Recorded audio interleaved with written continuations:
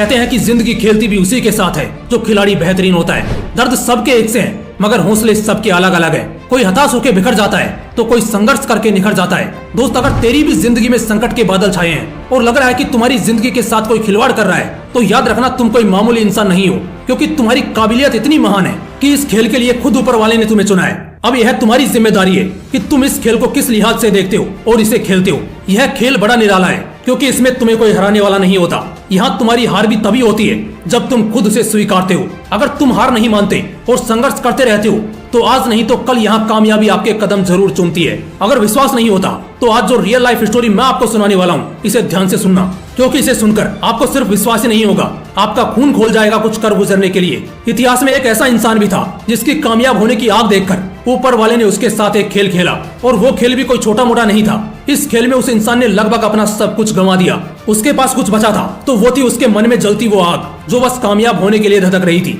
और अंत में इसी आग ने उसे उस मुकाम पर पहुंचाया जहां लोग सिर्फ कामयाब नहीं होते, बल्कि वो ऐसी कामयाबी को हासिल करते हैं कि उनका नाम इतिहास में दर्ज हो जाता है और कभी मिटाने से भी नहीं मिटता। इतिहास के पन्नों में दर्ज ऐसे ही महान शख्सियत की कहानी मैं आपको सुनाने जा रहा हूँ। बस याद रखना कि इस कहानी को एक कान से सुनकर दूसरे कान से मत निकाल देना।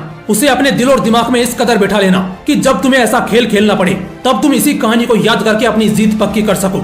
14 अगस्त 1821, मतलब आज से यही कुछ 200 साल पहले, फ्रांस के एक दूर दराज वाले इलाके में उस महान शख्सियत का जन्म हुआ जिसने मुझे यह सिखाया कि स्ट्रगल का असली मायनों में मतलब क्या होता है। उस इंसान ने स्ट्रगल शब्द का मतलब बचपन से ही जान लिया था, क्योंकि उसकी जिंदगी का स्ट्रगल तो उसके जन्म के बाद से ही शुरू हो गया था। उसके पिता एक छोटे किसान थे। जब वो 10 साल का था तब उसकी माँ ने दुनिया को अलविदा कह दिया। माँ के मरने के बाद उसके पिता ने दूसरी शादी कर ली, और यह शादी उसके लिए एक बहुत ही बड़ी आफत ले आई, क्योंकि उसकी जो सौतेली माँ थी वो उसके साथ वैसा ही व्यवहार करती थी जैसा हमें 90s की फिल्मों में दिखाया जाता था, जहाँ सौतेली माँ बेटे के साथ बड़े जुल्म करती है। खुद ही सोचो यार, जो हम फिल्मों में देखते हैं उस तरह का एक्सपीरियंस उसने अपनी लाइफ में किया था। उसकी सौतेली माँ उसके ऊपर इतना जुल्म करती थी कि उसका किसी भी काम में मन नहीं लगता था। उस समय फ्रांस के साथ पूरे यूरोप में ही इंडस्ट्रियल रिवॉल्यूशन अपने पीक पर था, इसलिए वहाँ के सिटीज में स्किल वर्क सीखने की और करने की कोई कमी नहीं थी। इसलिए उसने सिर्फ 13 साल की उम्र में अपने घर को अलविदा कह दिया और पेरिस की ओर रवाना हो गया।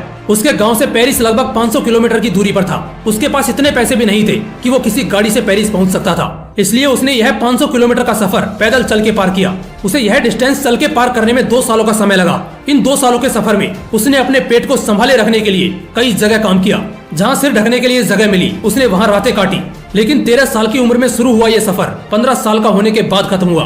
सोच रहे हो उस इंसान का अपने सपने के प्रति डेडिकेशन कितना विशाल रहा होगा। लेकिन उसकी लाइफ की असली जर्नी तो यहाँ से शुरू हुई। जैसे ही ये पेरिस पहुंचा, यहाँ उसके लिए सब नया था। वो जिस इलाके में था और जिस जगह खड़ा था वो बिल्कुल ही अलग थी। जो काम वहाँ हो रहा था, जिस तरह वहाँ लोग अपना जीवन बिता रहे थे, उन्हें देखकर उसे एक बात की तो पक्की गारंटी थी कि इस अनजान दुनिया में वो एक जाना माना नाम बनने वाला है। और इसके लिए जो ताबड़तोड़ मेहनत होने वाली थी उसके लिए भी उसने कमर कस ली और अपनी टूटी फूटी स्किल्स के साथ काम की तलाश में लग गया। जैसे कि मैंने पहले बताया, उस समय फ्रांस में इंडस्ट्रियल रिवॉल्यूशन अपने पीक पर था, इसलिए उसे काम आसानी से मिल गया। लेकिन इस काम से उसे उतना ही पैसा मिलता था जिससे कि वो अपना पेट भर सके। सिर ढकने के लिए भी उसके पास कोई छत नहीं थी, इसलिए उसने ठंडी, गर्मी और बारिश ऐसे सभी दिनों को अपने ऊपर एक कंबल ओढ़कर काटा।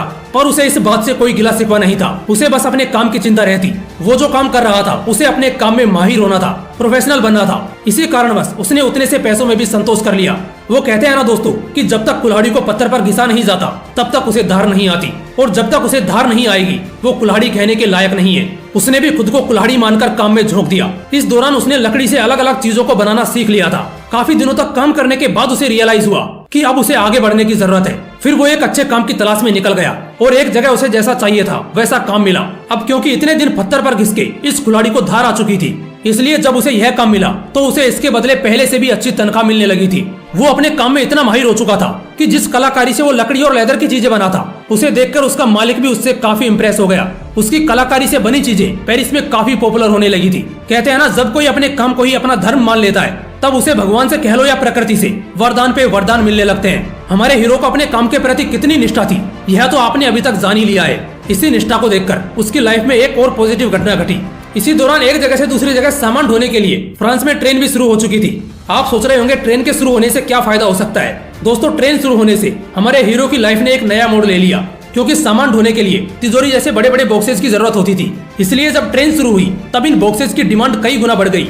हमारे हीरो ने इस अवसर का फायदा उठाने का सोचा और बॉक्सेस बनाना शुरू किया। लेकिन जैसे कि हमने अब तक कहानी में जान लिया है कि हमारा हीरो कोई साधारण इंसान नहीं था, वो तो एक कलाकार था। इसलिए जब कंपटीशन बढ़ने लगा तब उसने कुछ नया करने का सोचा। इसी दौरान उसने बॉक्स इंडस्ट्री में लूप होल खोज निकाली। उसने पाया कि उस वक्त जो बॉक्सेस बन रहे थे वो ऊपर से राउंड होते थे, जिस वजह से एक के ऊपर एक बॉक्सेस को नहीं रखा जा सकता था। उसने ये भी पाया कि बॉक्सेस लेदर की बनी होती थी, इसलिए वो बारिश में भीगकर जल्दी खराब हो जाती थी। इसलिए उसने बॉक्सेस को फ्लैट बनाना शुरू किया और लेदर की जगह उसने कैनवास का यूज करना शुरू कर दिया, जो वाटर प्रूफ भी होता है और टिकाऊ भी। इन बदलावों के साथ उसने बॉक्सेस बनाई और बेचना शुरू किया और देखते ही देखते बॉक्सेस की इंडस्ट्री में उसने खुद की ही मोनोपोली स्थापित कर ली। उसके सामने कोई भी नहीं टिक पाया। वो इतना ज्यादा पॉपुलर हुआ कि फ्रांस की महारानी ने उसे अपना पर्सनल बॉक्स मेकर बना लिया। इसके बाद और भी कई शाही लोगों ने उससे ही बॉक्स बनवाना शुरू कर दिया। उसके पास अच्छा खासा पैसा जमा हो चुका था, इसलिए उसने अपना खुद का वर्कशॉप खोल लिया। उसकी कारीगरी का जादू पूरे फ्रांस में इस कदर छा गया था कि उसने कलाकारी के क्षेत्र में कई अवार्ड जीते। लेकिन ये जिंदगी का खेल है, इसमें कामयाबी मिलने के बाद भी संघर्ष रुकता नहीं, वो चलता ही रहता है। हमारे हीरो की जिंदगी में फ्रांसी पर्शियन वार ने एक नया संघर्ष शुरू कर दिया। इस युद्ध के दौरान फ्रांस में सब कुछ नष्ट हो चुका था, लेकिन इस संघर्ष के दौरान उसको अकेले संघर्ष नहीं करना था, बल्कि इस बार तो उसका पूरा परिवार उसके साथ था। जब युद्ध थमा और वो शहर वापस आई तब उनकी पूरी वर्कशॉप बर्बाद हो चुकी थी। लेकिन उसने अपनी लाइफ में हारना नहीं सीखा था। इस बार भी वो कहाँ हार मानने वाला था। उसने अपनी वर्कशॉप फिर से खड़ी करी और बस कुछ ही दिनों में उसकी वर्कशॉप पहले से भी ज्यादा चलने लगी। अब की बार वो बैग्स की इंडस्ट्री में रिवॉल्यूशन लाया। उसने बैग्स पे अपनी कलाकारी का जादू बिखेरा। जिन बैग्स को कोई पूछता तक नहीं था, अब वो धड़ल्ले से बिकने लगी थी। आगे उसने ऐसी कई कारीगरियां करी और आम चीजों को खास बना डाला। उसकी वर्कशॉप अब एक बड़ी कंपनी बन चुकी थी। उसके प्रोडक्ट्स अब आसपास के देशों में भी बिकने लगे थे और देखते ही देखते एक छोटी सी वर्कशॉप से शुरू हुआ ये बिजनेस एक ग्लोबल ब्रांड बन गया। आज की अगर बात करें तो यह कंपनी लग्जरी प्रोडक्ट्स की दुनिया की किंग है। यह लग्जरी प्रोडक्ट्स में दुनिया की सबसे ज्यादा वैल्यूएबल कंपनी है और यह कंपनी जिस इंसान के खून पसीने से बनी है, मतलब कि जिस शख्सियत की जीवन गाथा आज हम सबने जानी, वो इंसान है लुइस विटॉन, जिनके नाम से ही आज यह कंपनी चल रही है। आप सोच रहे होंगे कि ठीक है, लुइस विटॉन ने बड़ी कंपनी खड़ी कर दी, तो क्या इसी वजह से इनका नाम इतिहास में दर्ज हुआ? नहीं।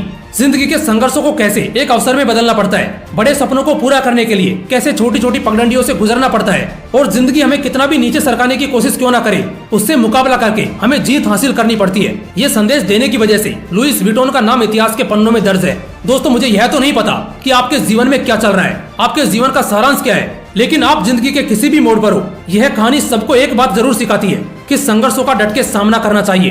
दोस्तों, कहानी सुनकर अगर आपके मन में भी कुछ हलचल हुई हो तो इस वीडियो को जितना हो सके शेयर कीजिए, और आप अपनी जिंदगी में क्या हासिल करना चाहते हो कमेंट करके जरूर बताइए। बाकी आगे भी इसी तरह के मोटिवेशनल वीडियो सबसे